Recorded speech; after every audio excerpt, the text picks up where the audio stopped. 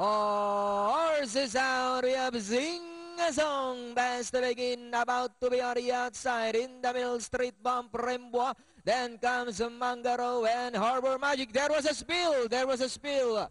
Jockey of horse Rembois, jockey JQ Cabarios, left unseated. And going along for the first turn, we have Zing-a-Song by about 2 lengths. Street Bump in second, about to be in third. Mangaro and Harbor Magic. They swing into the back. And still Zing-a-Song by Oralenka.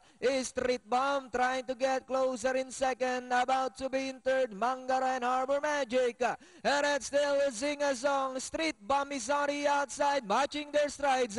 This time, 2 runners fighting it out for the lead. Zing-a-Song, Street Bump is on the outside, 3 lengths away in third, about to be. And still Zing-a-Song, Street Bump on the outside. Street Bump and Zing-a-Song fighting it out for the lead. Racing in third comes Mangaro. As they come down at the last 200, Street Bump this time by about 3 lengths.